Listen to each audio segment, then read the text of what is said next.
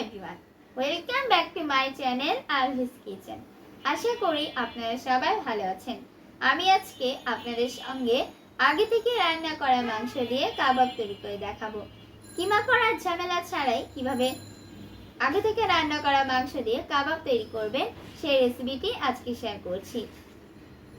এই রেসিপিটি স্ন্যাক্স অথবা রুটি পরোটার সাথে খেতে অসাধারণ লাগে।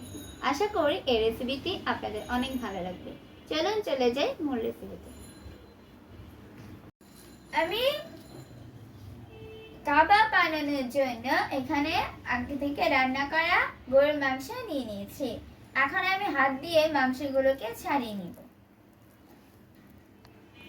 এখানে আমি 1 কাপ মসুর ডাল 2 ঘন্টা পানিতে ভিজিয়ে রেখেছিলাম, ধুয়ে পরিষ্কার করে নিয়েছি।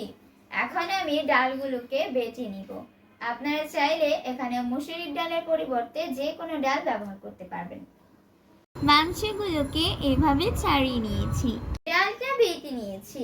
এখন মাংসগুলো দিয়ে দিচ্ছি। এখানে আমি 4 থেকে 5টার মতো পেঁয়াজ কুচি করে নিয়েছি, এখন দিয়ে দিচ্ছি।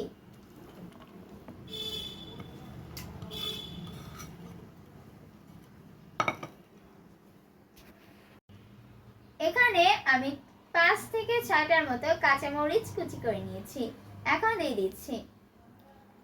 এবারে দিয়ে দিচ্ছি সামান্য ধনেপাতা, দিচ্ছি কাবাব মশলা 2 চামচ, দিয়ে দিচ্ছি 1 চামচ করে আদা ও রসুন বাটা, দিয়ে দিচ্ছি 1/2 চামচ মরিচের গুঁড়ো, 1/2 চামচ হলুদের গুঁড়ো, 1/2 চামচ ভাজা জিরার গুঁড়ো ও 1/2 চামচ ধনিয়ার গুঁড়ো, দিয়ে দিচ্ছি পরিমাণ মতো লবণ। যেহেতু মাংসটা আগে থেকে সব ধরনের মশলা দিয়ে রান্না করা, তাই এখানে খুব বেশি মশলা দেওয়ার দরকার নেই। এখন আমি সবকিছুকে ভালো করে মিক্স করে নিই। হাতে মিশ্রণ নিয়ে এভাবে কাবাবের শেপ করে নিয়েছি। এভাবেই আমি সবগুলো কাবাব তৈরি করে নিব। এরপর আমি এগুলোকে তেলে ভেজে নিব। তৈরি হয়ে গিয়েছে কাবাব। আশা করি এই কাবাবের রেসিপিটি আপনাদের অনেক ভালো লেগেছে। যাদের ভালো লেগেছে তারা অবশ্যই লাইক, কমেন্টস ও শেয়ার করতে ভুলবেন না। সেই সাথে আমার চ্যানেলটি সাবস্ক্রাইব করার অনুরোধ রইল।